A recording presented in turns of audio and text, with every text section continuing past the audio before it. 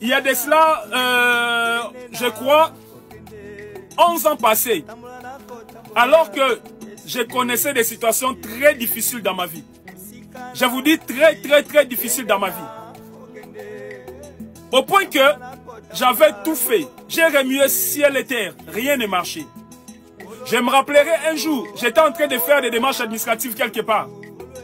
Soudainement, je serais confronté à une belle femme. C'était une blanche de type européenne, Europe de l'Est. Une très belle femme. Élancée, j'ai encore l'image avec moi. La femme va m'approcher.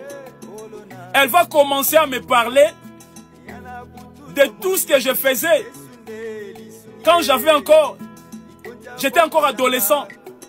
Elle commence à me parler de cela. Et après avoir fini, elle commence à me parler de ce que je vivais à l'époque où j'avais déjà une trentaine d'années. Elle commençait à me parler de cela. Et à part ça, elle m'a encore parlé des choses que j'ai vu même aujourd'hui s'accomplir dans ma vie. Mon frère, et pendant que la femme parlait, j'étais tout calme. Mais à la fin des comptes, elle va me poser une question. Est-ce que vous croyez à la voyance? Tout de suite, j'ai dit à ma dame, non, moi je ne crois pas à la voyance. Moi je crois au Seigneur Jésus-Christ. Et tout d'un coup, la dame m'a lâché, elle est partie. Vous savez pourquoi elle m'a lâché? Parce que si bien qu'elle m'avait parlé de vérité, mais le fait que ces vérités étaient basées sur la voyance, ce sont des révélations qui ont comme soubassement Satan le diable. Donc moi étant enfant de Dieu, je ne peux pas croire en cela. Voilà pourquoi quand je lui ai dit, je ne crois pas à la voyance, moi je suis un chrétien. Elle va se tourner, elle va partir. Mon frère, c'est de cette même manière que vous allez comprendre tous ces gens-là qui vous parlent de votre vie. En vrai, que ce soit dans le passé, que ce soit dans le présent, tout comme dans l'avenir. Mon frère, la Bible dit, par rapport au Luc chapitre 6, verset 43-44, on reconnaît un arbre par ses fruits. Mon frère, un avocatier, donc l'arbre qui porte des avocats, ne peut jamais produire la mangue, ne peut jamais produire des raisins. L'avocatier finira par produire les avocats. Le manguier, l'arbre qui produit de la mangue, ne peut jamais produire de l'avocat. Il produira toujours de la mangue. Mon frère, si quelqu'un vous parle des choses concernant votre vie, des choses qui sont correctes, que cela concerne votre passé, que cela concerne votre présent, que cela concerne votre avenir, mon frère, ne soyez pas tourmenté. Regardez seulement la vie de cette personne. Regardez seulement la personne que cette personne confesse. Est-ce qu'elle confesse d'abord Jésus-Christ dans sa vie? Si ça peut être le cas. Deuxièmement, est-ce que la vie qu'elle mène, est-ce que c'est l'honneur l'Éternel? Si ce n'est pas le cas, comprends tout de suite que cette personne, ses révélations ont comme soubassement Satan le diable. Voilà pourquoi des fois nous assistons à des soi-disant serviteurs de Dieu. Ils appellent de sœurs.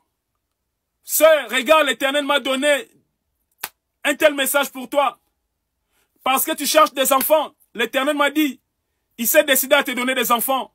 Mais pour avoir des enfants, viens, on va coucher ensemble. Comme ça, avec l'onction que moi j'ai, tu auras des enfants. Ma sœur, si tu tombes sur un tel serviteur, appelle les sorciers. Prends tes babouches, prends tes chaussures, cours, fuis, sors de cet endroit. Car d'un côté, il te dit ton Dieu lui a dit de te dire, il te donne des enfants, mais en même temps, il te dit, c'est mieux de coucher avec lui pour qu'il te communique l'onction. Mon frère, alors que la Bible nous dit, si tu es marié, ton corps ne doit pas être partagé avec une autre personne. Ton corps reste une propriété privée de ton mari.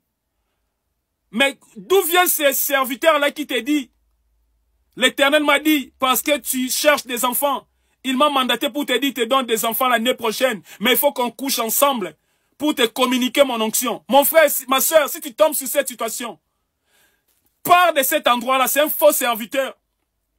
Tu peux aussi tomber sur un autre. Ça peut être toi, mon frère, soit toi, ma soeur, qui te dit, par rapport à ton problème, l'Éternel me dit de te dire, donne telle somme d'argent Si tu n'as pas cette somme, il ne pourra pas se manifester dans ta vie. Mon frère, ma soeur, la Bible nous dit, nous avons reçu gratuitement, nous devons les donner gratuitement. Si tu tombes sur un tel serviteur, même s'il te dit des choses vraies, il ne faut pas l'écouter par-delà. Car la Bible nous dit, un vrai arbre produit toujours les bons fruits. Vous comprenez mes frères et sœurs?